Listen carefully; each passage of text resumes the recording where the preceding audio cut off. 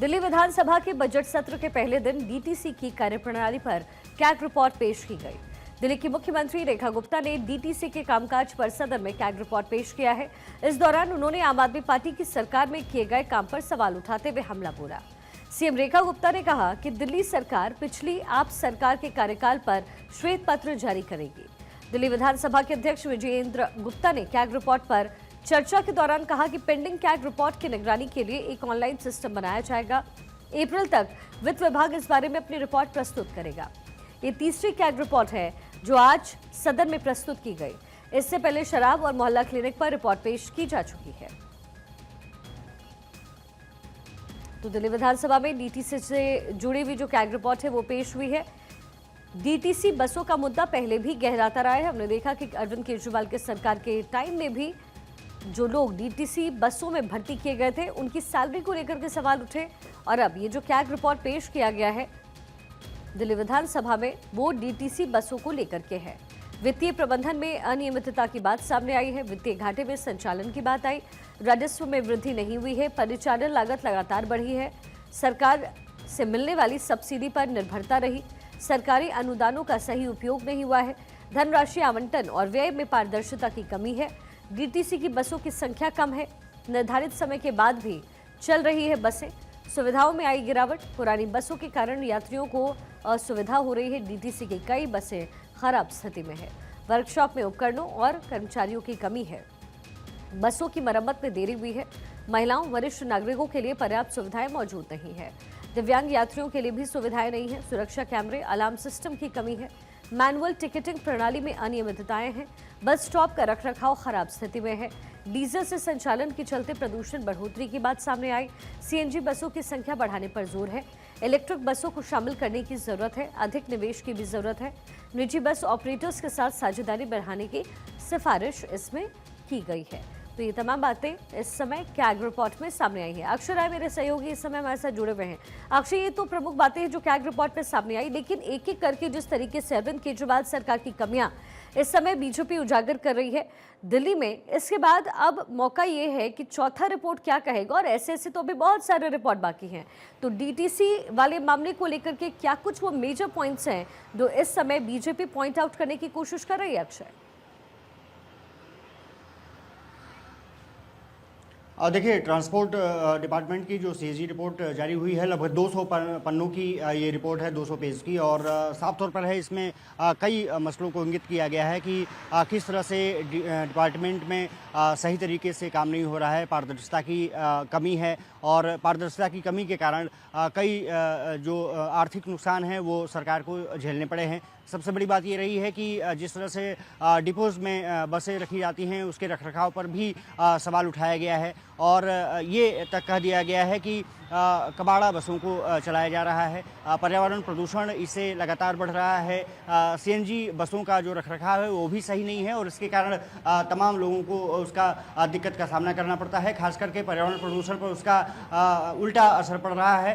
हरित जो प्रदूषण है उसको, हरित जो पॉल्यूशन है उसको कहीं ना कहीं कंट्रोल करने की ज़रूरत है। खास करके सीएनजी बसों को अपने बेड़े में शामिल ज़्यादा से ज़्यादा करना पड़ेगा, और साथ ही साथ इलेक्ट्रिक बसों को भी इस बेड़े में शामिल किया जाना आवश्यक है, क्योंकि जिस तरह से व्यय हो रहा है उसके अनुपात में राजस्व की कमी निश्चित रूप से दर्शाई गई है। व्यय ज़्यादा हुआ है, राजस्व की कमी कम हुई है, और साथ ही साथ महिलाओं और बुजुर्गों के लिए जो सुविधाएं हैं वो भी इसमें इंगित किया गया है कि उसका पूरी तरह से अभाव है। आपको याद होगा कि लगातार अरविंद केजरीवाल और उनकी सरकार, साथ ही साथ आतिशी की सरकार जो आम आदमी पार्टी की थी, वो लगातार कहती रही कि महिलाओं को सुविधा हम दे रहे हैं, मुफ्त बसों का संचालित उनके लिए किया जा रहा है। लेकिन इस रिपोर्ट में कुछ अलग ही कहानी बयां होती है। कहीं ना कहीं अगर कह सकते हैं कि ट्रांसपोर्ट डिपार्टमेंट में लगातार घोटालों का भी जिक्र किया गया था बीजेपी द्वारा, और वहां पर भी इंगित किया गया है कि जो राजस्व की कमी है वो कहीं ना कहीं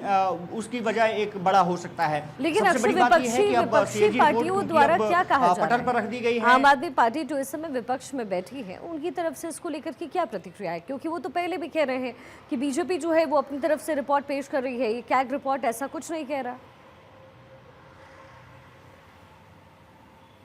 सबसे बड़ी बात यह है कि विपक्षी पार्टियां तो अपने आप को बचाने की कोशिश भरसक करती ही हैं और यही वजह रही है कि वॉकआउट भी किया गया आम आदमी पार्टी के विधायकों द्वारा। आतिशी ने आरोप लगाया कि जो वादे किए गए उस वादों को पूरा नहीं किया जा रहा है, जबकि दिल्ली की जनता को भ्रमित करने के लिए ये तमाम जो प्रोपेगेंडा रिपोर्ट्स जारी की जा रही हैं। अब साफ तौर पर है कि एक तरफ से सीएजी रिपोर्ट, दूसरी तरफ उसको प्रोपेगेंडा बताया जाना कहीं ना कहीं आम आदमी पार्टी पर भी सवाल खड़े करता है कि आखिरकार सीएजी रिपोर्ट को पहले वो टेबल कर देते तो शायद इस समय जो सरकार है उसको टेबल नहीं करना पड़ता। ये पहला सवाल है। कहीं ना कहीं उसका खामियाजा मुझे लगता है कि ज़्यादा भुगतना पड़ रहा है, या फिर हो सकता है कि लापरवाही पहले से ही बरती गई हो कि अगर ये रिपोर्ट सामने आती है तो कहीं ना कहीं चुनाव में उसका नुकसान उठाना पड़ सकता है। और यही वजह रही कि अरविंद केजरीवाल द्वारा सीएजी रिपोर्ट पेश नहीं की गई और उसके बाद अब जबकि बीजेपी सरकार है, बीजेपी तमाम पुलिंदा है सीएजी रिपोर्ट्स का, वो अब जारी करने में अपनी ऊर्जा लगा रही है।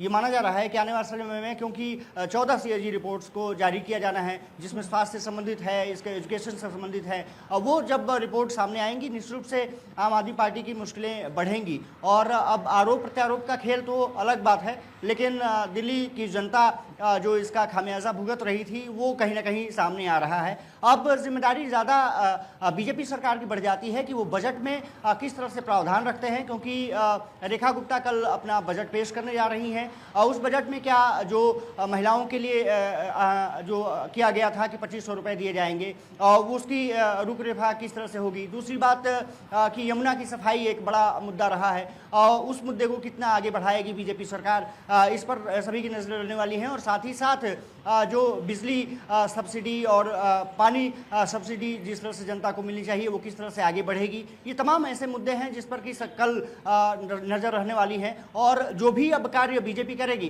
कहीं ना कहीं आम आदमी पार्टी उसको निशाने पर इसलिए लेगी क्योंकि पहले ही आम आदमी पार्टी ने कहा था कि हम दिल्ली वासियों को बहुत बेहतर तरीके से आगे बढ़ा रहे हैं। लेकिन अब सबसे बड़ी बात यह है कि चेंज हुआ है, परिवर्तन सरकार में हुआ है और सरकार ने आते ही आते आम आदमी पार्टी के तमाम जो दावे थे उसको खोखला करना शुरू कर दिया है। चलिए, ये तो एक एक करके पढ़ते खुल रही है अक्षर, लेकिन मैं जितना याद कर पा रही हूँ डीटीसी बसों को लेकर के अरविंद केजरीवाल ने भी कहा था कि जो संख्या तय की गई है उतनी संख्या अभी डीटीसी बसों की मौजूद नहीं है, लेकिन जो पैसे जितनी लागत से ये जो बसेस खरीदी गई हैं, यानी जो पैसा स्पेंड किया गया और जो मेंशन है वो एक्सपेंडिचर, क्या वो सेम है या फिर उसमें भी धांधली जैसी कुछ बात सामने आ रही है?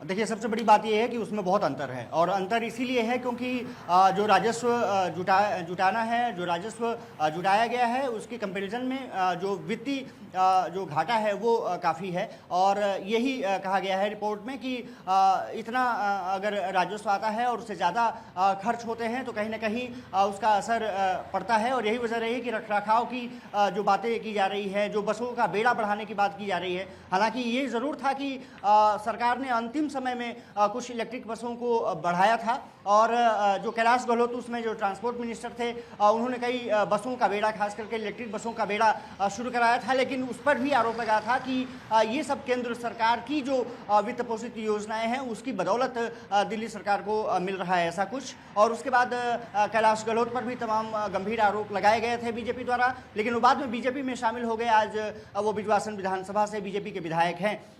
सरकार निश्चित रूप से कटघरे में रही है, उनके मंत्री कटघरे में रही हैं। सीबीआई जांच की भी बात की गई थी, हालांकि वो मामला अब कहाँ है किसी को नहीं पता। लेकिन कहीं ना कहीं अब कह सकते हैं कि नई सरकार ने जो पुरानी आम आदमी पार्टी के 11 साल की जो सरकार चली और उसके तमाम जो पुलिंदे थे उसको अब सामने लाना शुरू कर दिया है। जनता पर किस तरह से असर पड़ेगा ये देखना जरूर दिलचस्प होगा। लेकिन कहीं ना कहीं कह सकते हैं कि दिल्ली की रेखा सरकार ने अपने तमाम जो वादे थे, खास करके सीएजी रिपोर्ट्स को जारी करने का, उन्होंने पूरा कर दिया है। अब ये माना जा रहा है कि जो और 13 रिपोर्ट्स बाकी हैं उनको भी जल्दी पटल पर लाया जाएगा। खास करके जो स्वास्थ्य से संबंधित सीएजी रिपोर्ट है, आपने देखा होगा कि वो जारी की गई थी लेकिन पटल पर पूरी तरह से चर्चा नहीं हो पाई है। अब क्योंकि बजट है, बजट सत्र 24 से लेकर के कहा जा रहा है कि 28 तक चलेगा। हो सकता है कि उसका एक्सटेंशन भी हो जाए और एक्सटेंशन होगा तो बजट के बाद कुछ बातें बजट पर चर्चा होगी और उसके बाद कुछ सीएजी रिपोर्ट्स और भी निश्चित रूप से जारी किए जाने लेकिन की संभावना अभी जताई जा रही है। लगभग 10 ये माना जा रहा है कि लगभग स्वास्थ्य से संबंधित जो सीएजी रिपोर्ट कैग है रिपोर्ट उसको जो टेबल है किया अक्षय, वो अभी टेबल होना बाकी है, तो क्या वो इसी बार टेबल हो जाएगा या फिर आगे रेखा सरकार समय लेगी इसको टेबल करने के लिए? और देखिए पहली प्राथमिकता तो ये रहेगी कि जो बजट है, बजट को सही तरीके से पेश किया जाए और बजट में जो तमाम वादे किए गए थे उसका पूरा करने की कोशिश की जाए। और इसीलिए 10,000 से ज़्यादा जो मांग पत्र मांगे गए थे, जिसे सजेशन मांगे गए थे, सजेशंस में लगभग 3,000 से ज़्यादा मेल के जरिए और उसके बाद पत्र के जरिए रेखा सरकार को वो सजेशंस मिले हैं। तो पहले तो चर्चा होगी और उस पर बजट चर्चा होने के बाद समय बचता है। अगर सरकार चाहती है कि कुछ सीएजी रिपोर्ट को पेश किया जा सकता हो तो किया जा सकता है। हालांकि मुझे नहीं लगता कि बहुत ज़्यादा जो सीएजी रिपोर्ट्स बहुत ज़्यादा पेश की जाएंगी। 2-3 सीएजी रिपोर्ट जरूर पेश की जा सकती हैं और उसके बाद जो अगला सत्र होगा उसमें ये माना जा रहा है कि और अन्य जो सीएजी रिपोर्ट पेश की जानी है उस पर खाका तैयार करने के बाद उसको पेश किया जाएगा। शिखा, लेकिन महत्वपूर्ण हो जाता है बजट ये दिखाएगा कि किस तरह से दिल्ली आने वाले समय में आगे बढ़ेगी। एक साल 25 में किस तरह से आगे बढ़ेगी, 26 में किस तरह से आगे बढ़ेगी। शुरुआती दौर में ये माना जा रहा है कि क्योंकि पहली बजट होगा जो नई सरकार का, उसमें कई योजनाओं का जिक्र किया गया था। उन योजनाओं को प्रतिपूर्ति करने के लिए माना जा रहा है कि इस बजट को रखा गया है और ये दिखाने की कोशिश होगी कि एक नई दिल्ली बनाने के लिए, एक विकसित दिल्ली बनाने के लिए नई सरकार काम करने जा रही है। ये लिटमस टेस्ट भी हो सकता है इस सरकार का, किस तरह से वो जनता के जो वादे किए गए थे, जो गारंटीज दी गई थी, उसको किस तरह से पूरा करने का सरकार प्रयास कर रही है। हालांकि एक चीज़ और है कि 5,000 से ज़्यादा लगभग करोड़ का उन्होंने कहा है कि महिलाओं को हम देंगे, लेकिन अब ये कहा जा रहा है कि उसको लेकर के विपक्ष कहीं ना कहीं नाखुशी जता रहा है कि वो बहुत कम महिलाओं को उसका फायदा मिल पाएगा। खास करके बीपीएल वर्ग के लोगों को मौका मिल सकता है लेकिन अन्य महिलाओं को मौका नहीं मिल पाएगा, उनको पैसे नहीं मिल पाएंगे 2,500 रुपये, और उसको लेकर के सरकार को घेरने में विपक्ष लगा हुआ है। लेकिन ये माना जा रहा है कि सरकार कोशिश करेगी कि एक खाका तैयार किया जा सके, एक रूपरेखा तैयार किया जा सके, जिससे कि बजट से ये परिलक्षित हो सके कि दिल्ली को विकसित दिल्ली बनाने के लिए सरकार गंभीर रूप से आगे बढ़ रही है। शिखा, अक्षय, सबसे बड़ी बात इसमें ये है कि जो अलग अलग मुद्दे हैं वो इस समय बीजेपी सरकार द्वारा उठाए जा रहे हैं, लेकिन अब आगे ये जो पीछे हुआ वो तो कैग रिपोर्ट के माध्यम से रेखा गुप्ता सरकार पेश कर रही है, लेकिन बीजेपी के लिए आगे इसे संभालना या फिर दुरुस्त करना ये कितना चुनौतीपूर्ण दिखता है?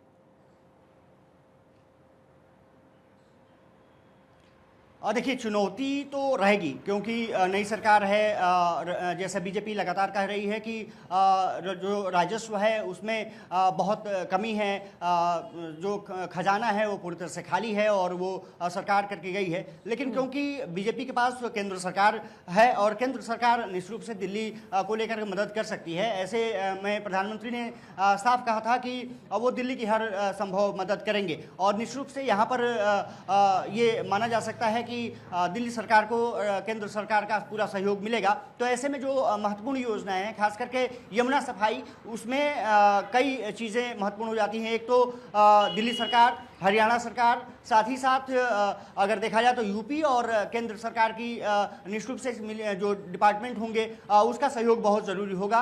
पैसे भी केंद्र सरकार की ज़रूरत होंगे और उसका तय हो जाएगा कि कितना यमुना पर सफाई में खर्च किया जा रहा है, क्योंकि यमुना का प्रदूषण एक बड़ा मुद्दा रहा है। दूसरा मुद्दा जो सबसे ज़्यादा रहा है कि महिलाओं को किस तरह से दे सकते हैं, ये लगता है कि दिल्ली सरकार अपने खजाने से उसको प्रतिपूर्ति कर सकती है, उसमें बहुत ज़्यादा डिपार्टमेंट में अंतर नहीं होगा। लेकिन स्वास्थ्य सुविधाएं, शिक्षा और साथ ही साथ अगर डिपार्टमेंट की बात करें तो वित्त विभाग, क्योंकि फाइनेंस मिनिस्ट्री रेखा गुप्ता के पास ही है, तो वो किस तरह से अपने खर्चों को समायोजित करते हैं, किस तरह से राजस्व जुटाते हैं और जो उसका खर्चा होता है वो कितना तरीके से आगे बढ़ते हैं। क्योंकि अगर राजस्व घाटा यहाँ पर बहुत ज़्यादा बढ़ेगा तो फिर केंद्र सरकार पर ज़्यादा आत्मनिर्भरता बढ़ जाएगी, वो शायद दिल्ली सरकार नहीं चाहेगी। लेकिन इतना तय है कि मोदी सरकार दिल्ली सरकार को बहुत ज़्यादा मदद करने जा रही है और कई जो योजनाएं हैं स्वास्थ्य से संबंधित, एजुकेशन से संबंधित, और उसमें हेल्प मिलता हुआ दिखेगा। और यमुना सफाई में भी इसका कहीं ना कहीं मुझे लगता है कि केंद्र सरकार, क्योंकि कुछ दिन पहले CR पाटिल से मुलाकात हो चुकी है, प्रधानमंत्री नरेंद्र मोदी से भी मुलाकात हो चुकी है,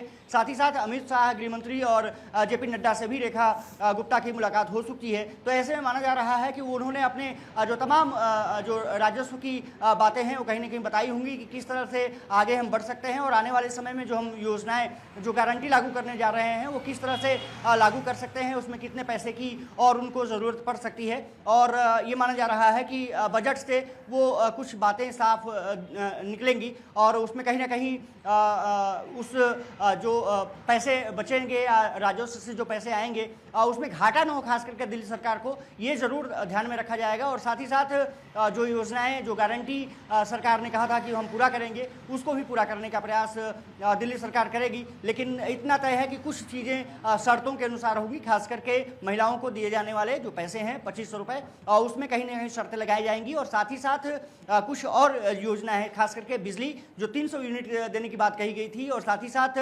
मुफ्त पानी की, क्योंकि ये कहा गया था कि ये जो भी योजनाएं चल रही हैं उस योजनाओं को खत्म नहीं किया जाएगा, योजनाएं चलती रहेंगी, लोगों को लाभ मिलता रहेगा। इसका मतलब है कि सरकार इस पूरे मामले को लेकर के आगे बढ़ना चाहती है। मोहल्ला क्लिनिक का जिस तरह से हुआ बनाने का प्रयास आम आदमी पार्टी ने किया था, मोहल्ला क्लिनिक का ये कहा जा रहा है कि कुछ जगहों पर उसका कट हो सकता है, उसमें कमी आ सकती है, क्योंकि वहाँ पर रेंट्स पे वो चल रही है मोहल्ला क्लिनिक, उसको शायद खत्म किया जाएगा। और दूसरी जगह पर दिल्ली सरकार, जो रेखा गुप्ता की सरकार है, वो दूसरी जगह पर शिफ्ट करेगी और कोशिश करेगी कि वहाँ से स्वास्थ्य सुविधाओं को दिल्ली वासियों को दिया जा सके, रेंटेड शायद न हो, और वहाँ पर सरकार अपने जगह पर, जो सरकार दिल्ली की सरकार की जगहें हैं, वहाँ से उसको संचालित करेगी।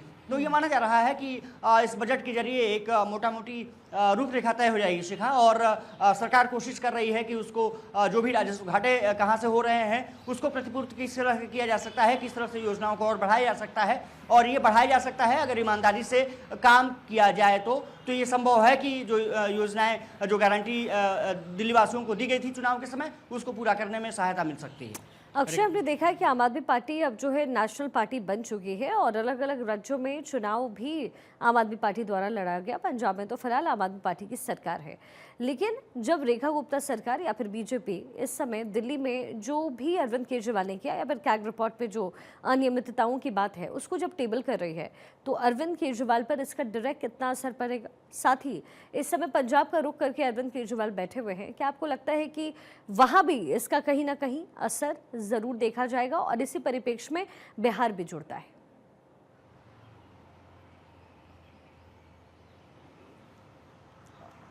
शिखा, एक चीज़ ज़रूर है कि दिल्ली की हार से आम आदमी पार्टी को बड़ा सदमा लगा है, इसमें किसी को शक और गुंजाइश नहीं है। और यही वजह रही है कि अरविंद केजरीवाल इस बात को समझते हैं कि अगर उन्होंने थोड़ी सी लापरवाही बरती, जैसे कि दिल्ली को लेकर के वो हमेशा एक मुगालते में रहे, शायद राजनीतिक रूप से कहा जाता है कि कोई बहुत विश्व विजयी नहीं होता और बहुत ज़्यादा घमंड भी नहीं होना चाहिए। बातों से उनकी घमंड दिखता था, आज बीजेपी उसको परिलक्षित भी करती है। आम आदमी पार्टी को अब लगता है कि अगर दिल्ली जा सकती है तो फिर पंजाब भी जा सकता है, और यही वजह रही है कि पंजाब को लेकर के अब अरविंद केजरीवाल ने लगभग अपनी कमान हाथ में ले ली है। हालांकि मुख्यमंत्री भगवंत मान हैं, वहाँ कोशिश कर रहे हैं कि बेहतर तरीके से आगे बढ़ा जाए। बुलडोजर वहाँ चलना शुरू हो चुके हैं, माफियाओं पर, खास करके ड्रग्स माफियाओं पर कार्रवाई शुरू हो चुकी है। तो ये बताता है कि अगर दिल्ली में सब कुछ ये ऐसा होता जिस तरह से सरकार ने वादा किया था, तो शायद ये स्थिति नहीं होती। लेकिन अब क्योंकि यहाँ से उनकी विदाई हो चुकी है, तो पंजाब पर फोकस है। इसके अलावा नए राज्यों को भी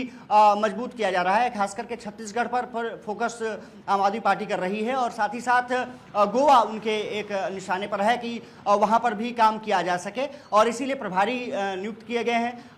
साथ ही साथ दिल्ली में प्रदेश अध्यक्ष बदल दिया गया है, गोपाल राय को हटा करके अब उनकी जगह पर सौरभ भारद्वाज को जिम्मेदारी दी गई है। सौरभ भारद्वाज वही हैं जो कि लगातार सुर्खियों में इस बात को लेकर के रहे कि किस तरह से वो पार्टी में आगे बढ़ते हैं, उनको पास मंत्रालय भी महत्वपूर्ण महत्वपूर्ण थे, लेकिन वो चुनाव हार गए। साथ ही साथ गोपाल राय चुनाव जीतने के बावजूद भी उनको यहाँ से प्रदेश अध्यक्ष से हटना पड़ा है। अब दूसरी जगह उनको जिम्मेदारी दी गई है। मनीष सिसोदिया हारे हैं, लेकिन इसके बावजूद भी उनको प्रभारी पंजाब का बनाया गया है। तो बड़े नेताओं को जो शिफ्टिंग है वो काफ़ी महत्वपूर्ण है। और खास बात यह है कि आपने देखा होगा संदीप पाठक नेशनल ऑर्गेनाइजेशन के जो सेक्रेटरी हैं, महासचिव हैं, जनरल सेक्रेटरी हैं, उनको अब छत्तीसगढ़ की जिम्मेदारी दी गई है। लेकिन छत्तीसगढ़ में किस तरह से पार्टी को मजबूत किया जा सकता है, एक ऑप्शंस आम आदमी पार्टी ने जरूर खोजना शुरू कर दिया है। क्योंकि अब आम आदमी पार्टी को लगता है कि अगर दिल्ली जा सकता है तो दूसरे राज्यों को अगर फोकस नहीं किया गया तो कहीं ना कहीं जो राष्ट्रीय पार्टी का जो दर्जा है वो खत्म होने के जाहिर है पहुंच बीजेपी सकता है। इस समय और ऐसा कोशिश यही बहुत पार्टियों करेगी के साथ हुआ है कि अरविंद इसलिए केजरीवाल या फिर उनके पार्टी द्वारा जो कुछ भी दिल्ली में किया गया है उसकी रूपरेखा आगे अलग अलग राज्यों के लिए प्रस्तुत की जाए, ताकि अरविंद केजरीवाल नेशनल पॉलिटिक्स में दिल्ली की तरह ही पीछे रह जाए। चलिए, बहुत शुक्रिया अक्षय आपका इस तमाम विश्लेषण